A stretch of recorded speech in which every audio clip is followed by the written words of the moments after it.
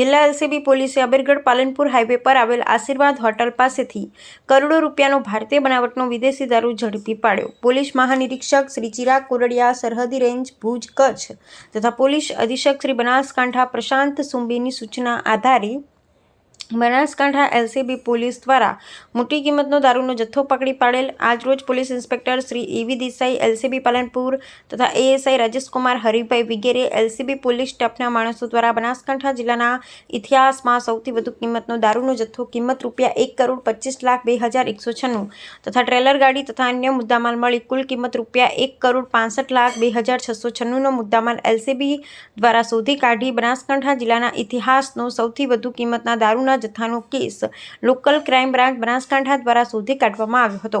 Palanpur taluka police સ્ટેશનના Amirgadh Palanpur highway Ashirwad hotel પરથી પકડી પાડી કડક કાર્યવાહી હાથ ધરવામાં આવી હતી.